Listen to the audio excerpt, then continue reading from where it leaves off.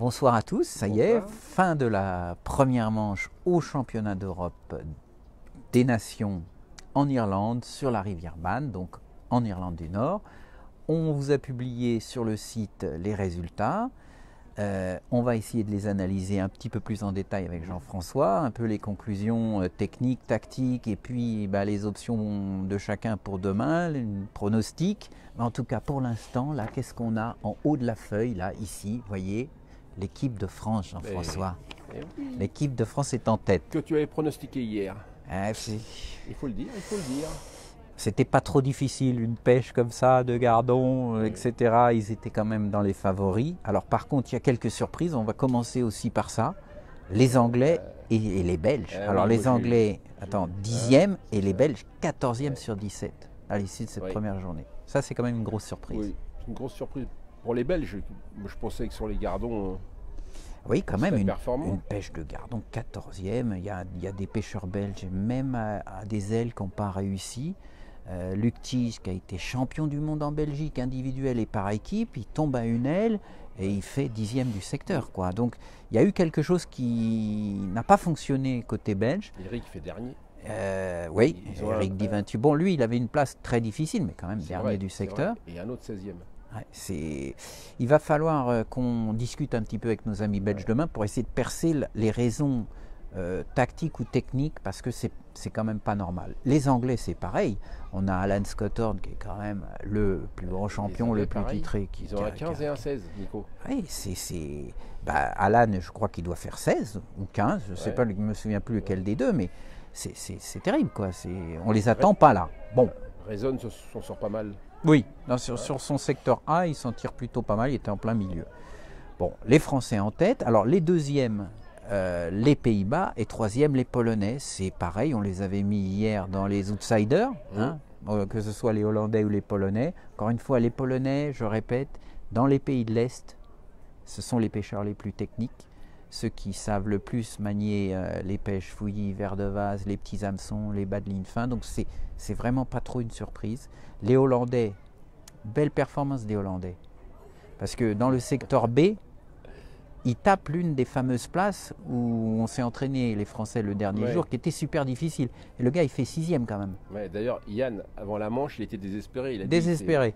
Plus pourri que cette place-là, on peut pas. Oui, et le tirage au sort, en général, lui satisfaisait pas du tout. Donc attention, parce que quand même, on a 22 points, on est en tête, très bien, tout va bien ce soir. Mais je pensais qu'il y aurait un écart de points plus important avec les suivants. Or, on a donc Hollandais et Polonais qui ont exactement le même nombre de points. Et d'ailleurs, de manière assez amusante, ils ont les mêmes résultats dans tous les secteurs. 1, 2, 4, 6, 11. Donc ils sont qu'à 2 points. 2 points sur des secteurs de 17, autant dire que c'est que dalle. Ensuite, on a l'Irlande qui n'a pas fait grand-chose toute la semaine, mais qui a pêché totalement différent des autres. Oui, ils ont des flotteurs plats. Flotteurs plats, calés. Donc à rechercher plutôt évidemment les gros gardons, les hybrides. Et ils sont à 25 points, c'est-à-dire seulement 3 points derrière les Français. Là encore, ça veut dire que tout peut se passer demain. Et ensuite, on a Lituanie et Espagne. L'Espagne, c'est un mystère.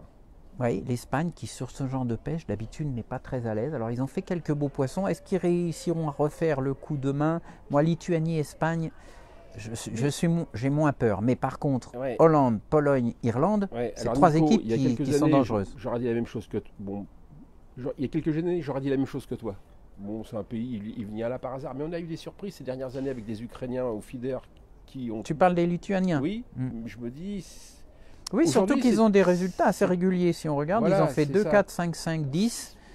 Donc, je me dis, il y a un nivellement des équipes et les pêcheurs, quand ils viennent une semaine, s'ils trouvent la pêche, ils peuvent faire de belles manches, ils ont un tirage correct.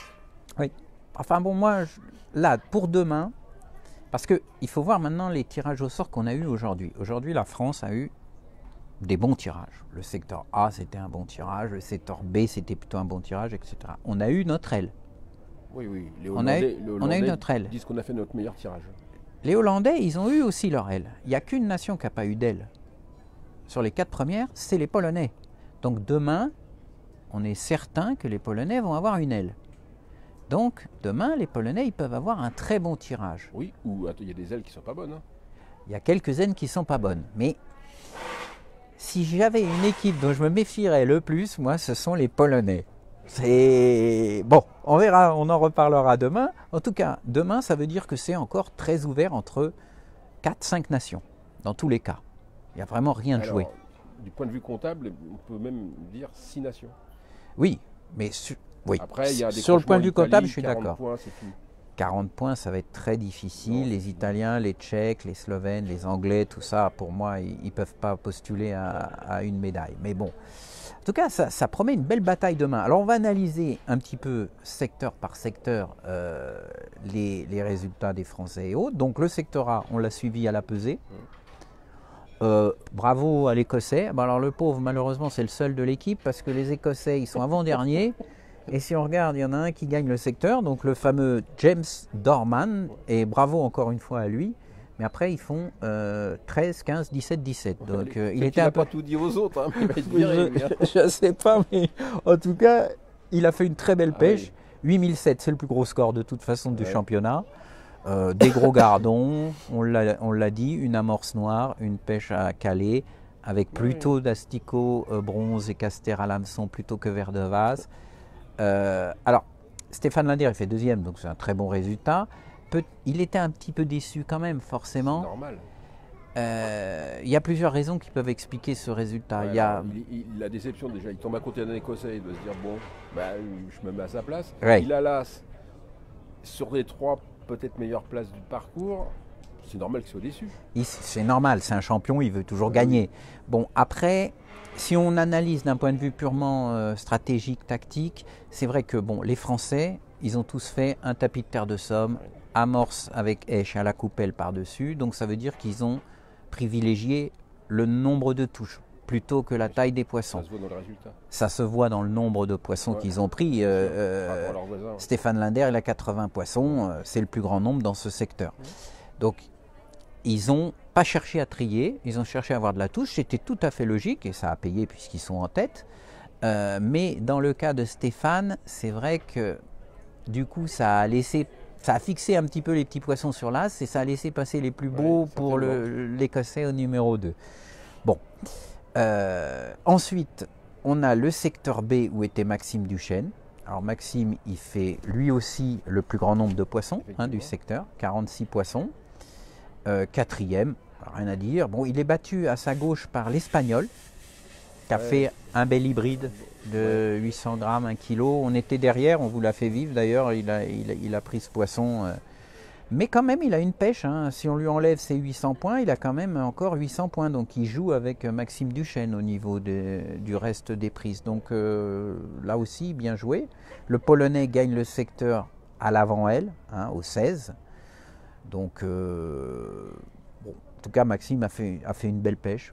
Franchement, il a une belle tenue de ligne pour voir que c'est un jeune pêcheur. On a quand même, entre Alexandre Codin et Maxime Duchesne, on a quand même 2 jeunes pêcheurs qui sont prometteurs. L'équipe de France là-dessus, on a... Alors là, Hugues Cameron, par exemple, l'anglais, il fait 16e là. Avant-dernier au numéro 8, en plein milieu, mais il se fait atomiser par le Tchèque à côté. Hein. Les Anglais, il y a eu quelques soucis aussi. Il va falloir parler aussi avec eux. Il n'y a pas que les Belges. Ouais. Secteur C, le meilleur résultat français, c'est Jimmy Martin. Alors bon, c'est un pêcheur du Nord. Hein. On ne va pas lui apprendre à pêcher le gardon, le tapis de terre de Somme, tout ce qu'il faut. Il a gagné le secteur. 32 poissons, c'est encore une fois quasi le plus grand nombre. Il y a un Polonais qui a fait 35 poissons.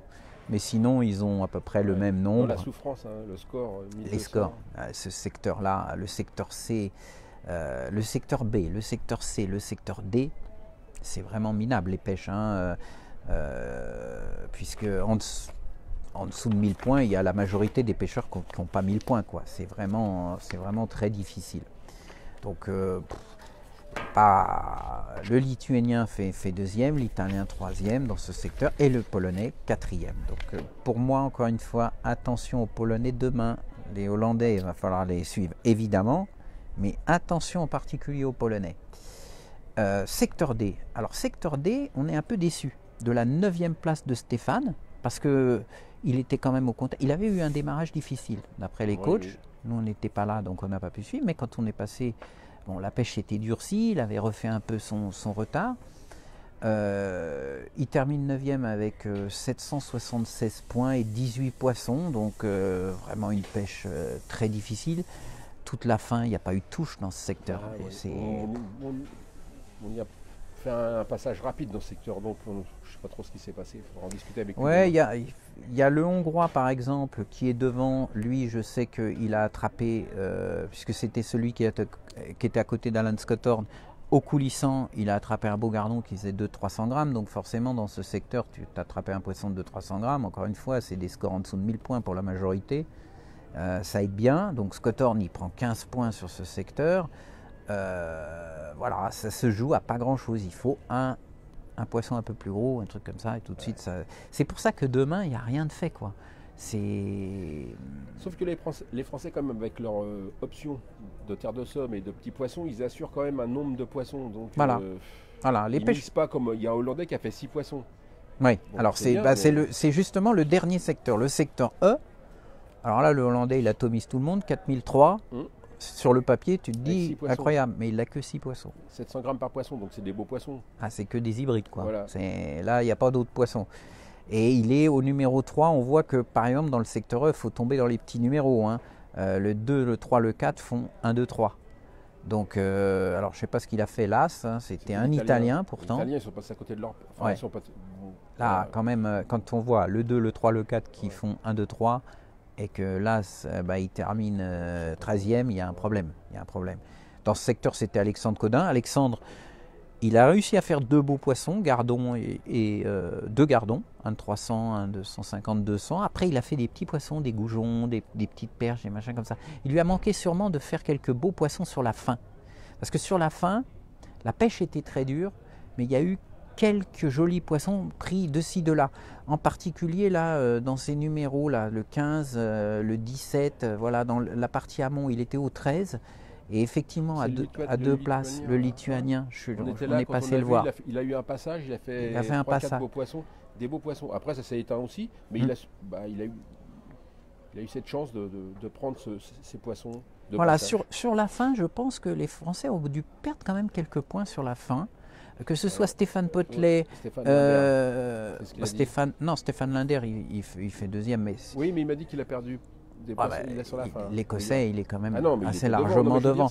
Mais sur la fin. Stéphane Potelet, Alexandre Codin, ils ont dû perdre 2-3 points sur la fin. Parce que Stéphane Potelet, il était plutôt dans les 5-6 et finalement il fait 9. Et Alexandre Codin, il était plutôt dans les 3-5 et finalement il fait 6. Donc il y a eu quelques petits points de perdus. Est-ce que c'est conjoncturel ou est-ce qu'il va falloir peut-être changer quelque chose sur la fin ou continuer à pêcher comme on l'a fait? C'est difficile à dire parce qu'évidemment on est en tête. En tout cas, moi, l'idée de pêcher le nombre me paraît bonne sur un parcours comme ça. Oui. Parce que prendre des risques pour miser le gros poisson... non, ça fait la même manche qu'aujourd'hui, je pense que... Oui, mais ils n'auront pas le même tirage, pas forcément le même. On leur souhaite d'avoir un très bon tirage demain, mais moi ce qui me fait peur c'est le A, parce que si tu tombes dans le milieu du A, tu es sûr de prendre au minimum 6 points. C'est quasi impossible de battre les 3 ou 4 à l'aval et les 1 ou 2 à l'amont. Ouais. Donc tout de suite, quand on voit qu'il n'y a que 2 points de différence entre les Français et les poursuivants, il suffit qu'un Hollandais ou un Irlandais ou un Polonais ait une aile en A et tout de suite... On va faire confiance au capitaine pour le tirage au sort. Hein, s'il a un peu de... En tout cas, aujourd'hui, on l'a félicité. Oui, parce que... Le tirage au sort, s'il fait la même chose demain, je pense qu'on peut espérer encore voir les Français. Enfin, de toute façon, on espère voir les Français demain encore en tête. Oui, moi je trouve que leur stratégie, en tout cas, est bonne. Ils utilisent aussi des lignes plus légères dans l'ensemble que les autres équipes. En tout cas, ils ne cherchent pas spécialement à bloquer la ligne, à pêcher calé avec des èches un peu plus importantes. Ils ont fait des poissons à l'asticot. Hein. Stéphane Linder m'a dit qu'il avait pris à l'asticot, mais ils pêchent avec des lignes plus légères, un petit peu plus souples. Bon, ils savent aborder ce genre de pêche difficile, donc on peut leur faire confiance. Il ne devrait pas y avoir une catastrophe demain. Le seul souci, pour moi, c'est effectivement le tirage qui peut nous faire perdre quelques points par-ci par-là. Et encore une fois, la marge, elle n'est pas grande, elle est de 2 points. Donc voilà, en tout cas, demain, rendez-vous comme aujourd'hui au bord de l'eau, pour les contrôles des éches. On va voir s'il y a des changements stratégiques des autres équipes, parce que quand même, ils ne sont pas stupides. Ils ont vu que les Français, ils avaient fait une pêche aussi à 5-6 mètres que les autres n'ont pas fait. Donc, est-ce qu'ils vont les faire? Ils ont vu, parce qu'ils ne sont pas stupides, qu'on faisait des tapis de terre de Somme. Est-ce qu'ils vont le faire, etc. Donc, est-ce qu'il va y avoir des changements? Enfin, vaut mieux toujours préférer l'original à la copie. Ah, c'est sûr. C'est sûr. Si les Français ont fait ça, ça veut dire qu'ils l'ont essayé toute la semaine. Bien sûr. Changer de tactique dans une deuxième manche pour rattraper 2 points, je pense que ça oui, serait pas les autres n'ont pas de raison non plus de bouleverser leur Non. stratégie, à part peut-être les Anglais ou même les Belges qui peuvent tenter un peu le tout pour le tout demain, histoire de dire de montrer qu'ils méritent mieux et qu'ils vont essayer de gagner la manche. Mais voilà, donc on vous donne rendez-vous demain au bord de l'eau, vers alors la manche aujourd'hui avait été avancée, demain elle n'est pas avancée, donc elle commencera à 10h. Ouais. Elle avait été reculée, oui, Ouais. pardon, donc elle commencera à 10h, donc 11h pour la France. Cette fois-ci, je ne me trompe pas. Un grand merci à vous pour nous dernière suivre chose, en tout on va cas. charger la batterie à fond. Voilà, on ne sera Parce pas... que Nico, il fait des lives de plus en plus longs et c'est pour cette raison que... C'est parce que vous me posez plein de questions, donc forcément on essaye de vous répondre. Vous êtes très nombreux à nous suivre, on vous remercie. C'est agréable. C'est agréable, il y a un échange en plus, c'est ça qui est sympa, vous nous posez des questions, on peut rebondir. Donc n'hésitez pas à vous connecter demain à partir donc de même avant 11h parce que c'est le début de la manche. Le contrôle des éches sera vers 9h. Donc à partir de 9h française, on commencera à être en ligne pour vous donner le plus de renseignements possible. Et puis on espère que demain on va encore trinquer à la Guinness, mais cette fois-ci pour une belle médaille, quoi. Ce soir, on n'avait pas le droit. Non, ce soir, pour l'instant, on n'a pas le droit. On se réserve pour demain. Allez, bonne soirée à tous. Au revoir. À demain.